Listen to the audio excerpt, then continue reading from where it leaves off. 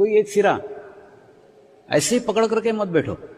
जैसे कल्पना करो आपने एक सिरा पकड़ा कि मुझे यही कार्य करने का है, मेरे को एक कार्य करना ही है, ऐसा करके ये सिरा पकड़ के बैठे, ये सिरे पे बैठ गए। यही कार्य करने का, ऐसा होना ही चाहिए। करते ना साधक लोग, मेरे पास चिट्ठियां भेजते, स्वामी ये होना ही चाहिए, मेरे को मिलना ही चाहिए।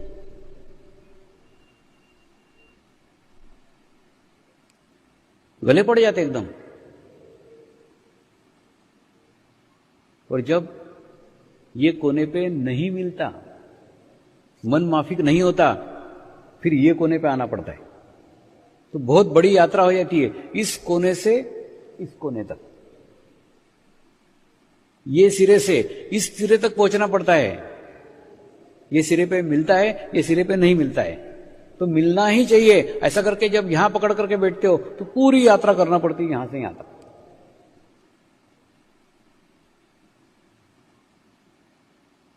और एक बार अगर आप ये सिरा पकड़ करके बैठे कि ये नहीं होना चाहिए कार्य, ये होना ही नहीं चाहिए करके ये सिरा पकड़ करके बैठे, और मान लो हो गया, तो क्या होगा? फिर यहां से यहां तक की यात्रा, माने एक सिरे से लेके दूसरे सिरे तक आपको पहुंचना पड़ेगा। और बहुत पीड़ादायक है, बहुत तकलीफदायक है। अपने मन के विरुद्ध में, अपने इच्छाओं के विरुद्ध में, अपने आकांक्षाओं के विरुद्ध में इस कोने से इस कोने तक पहुंचाया जाए, बहुत तकलीफ होती है, बहुत परेशानी होती है, एक एक पल भारी हो जाता है। तो ऐसे परिस्थिति में से क्या मार्ग है? एक ही मार्ग है, आप बीच के मार्ग में रहो, मध्य में रहो। हुआ तो भी ठीक, नहीं हुआ तो भी ठीक, यानी आप बीच में हो। हुआ तो भी आधा रास्ता, नहीं हुआ तो भी आधा रास्ता, बीच में रहो ना, मध्य मार्ग में रहो। कोई कार्य होने वाला है तो भी ठीक, नहीं होने वाला है तो भी ठीक, कोई फर्क नहीं पड़ता। सिर्फ आधा रास्ता तय करने का है आपको, आधा रास्ता इधर जाओगे या आधा रास्ता इधर जाओगे। इसलिए प्रत्येक दफे बीच में रहो, जीवन में, जीवन के मध्य में रहो।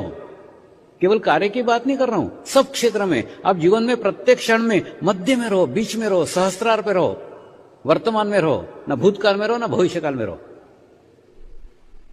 अगर ऐसे बीच में रहना आप सीख गए तो आप देखो आपके जीवन के सारे टेंशन ही समाप्त हो जाएंगे। सारे टेंशन काहे के, सारे तनाव काहे के? ये होना ही चाहिए तनाव, ये नहीं होना चाहिए तनाव। अगर तुम बीच में हो, होगा तो भी ठीक है, नहीं होगा तो ठीक है, सारा टेंशन ही खत्म हो गया, सारा तनाव ही खत्म हो गया। कई तनाव, कई टेंशन हमने ही निर्माण किए हुए हैं कोने पकड़ करके। तो कोना पकड़ने की आदत छोड़ दो, बीच में आओ, मध्य में आओ। और मध्य में आओगे तो कभी कोई तकलीफ नहीं होगी, कभी कोई परेशानी नहीं होगी। होगा तो भी ठीक, नहीं होगा तो भी ठीक। कई बार साधक चिट्ठियां भेजते हैं, प्रार्थना धाम में लिखाते हैं, गिड़गिड़ाते हैं, स्वामी जी ये मेरे को मिलना ही चाहिए, ये मेरे को मिलना ही चाहिए, बार बार बोलते हैं, मेरे लिए प्रार्थना करो, ये मेरे को मिलना ही चाहिए। और मेरी स्थिति तो वो माँ जैसी हो जाती है। फिर जैसे आपने देखा होगा ना, पहले छोटे छोटे पत्थरों के खिलौने आते थे, छोटे बच्चों के खिलौने भी पत्रे के। तो माँ जब किसी अपने बच्चे को किसी पत्रे के खिलौने से खेलते हुए देखती थी तो तुरंत उसके हाथ में से पत्रे का खिलौना छीन लेती थी। फिर लड़का रोता था, चिल्लाता था, कुछ भी करे तो भी वो पत्रे का खिलौना छीन लेती थी। क्यों छीन लेती थी? माँ को मालूम था कि ये पत्रे के खिलौने से मेरे बच्चे का ओठ कट जाएगा, उसमें से खून निकल सकता है, परेशानी हो सकती है, तकलीफ हो सकती है। ये आगे का सोच करके वो रोता है तो भी उसके मुंह में से खिलौना छीन लेती थी। इसी प्रकार कई बार मुझे भी दिखता है कि ये अगर इसको प्राप्त हो गया, ये अगर हो गया तो इसको नुकसान होगा, इसको तकलीफ होगी। जब ऐसा दिखता है तो मैं भी वो खिलौना छीन लेता हूं ताकि बच्चे का ओठ न कट सके, बच्चे को तकलीफ न हो सके। इसीलिए मैं कहता हूं पूर्ण समर्पित हो जाओ ना। अपनी इच्छाएं, अपनी आकांक्षाएं उसके साथ बांधो मत, ऐसा ही होना चाहिए, ऐसा कुछ मत करो, आप छोड़ दो। स्वामी जी आपके इच्छा अनुसार हो तो भी ठीक है, नहीं हो तो भी ठीक है, दोनों में खुश, दोनों में प्रसन्न। हुआ तो भी मैंने किया ये अहंकार नहीं आएगा, और नहीं हुआ तो आत्मग्लानि नहीं होगी कि मेरा कार्य नहीं हुआ, स्वामी जी की इच्छा नहीं थी इसलिए नहीं हुआ।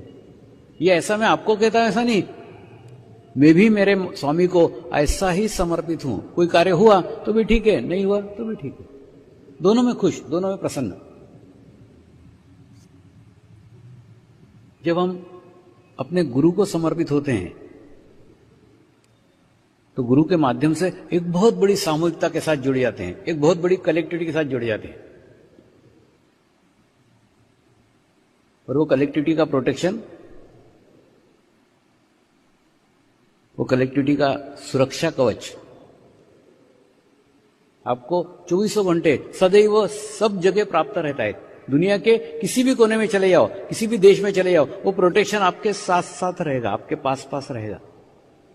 आवश्यक नहीं कि आप कलेक्टिविटी में ही हो, ध्यान कर रहे हो, मेडिटेशन कर रहे हो, चित्त से गुरु से जुड़े हुए हो। गुरु सामूहिकता में है ना, कलेक्टिविटी में है ना, वो लाखों लोगों से जुड़ा हुआ है ना, तो लाखों लोगों की कलेक्टिविटी, सामूहिकता आपको उसके माध्यम से मिल जाएगी। और एक बार आप सामूहिकता में चले गए, एक बार आप कलेक्टिविटी में चले गए,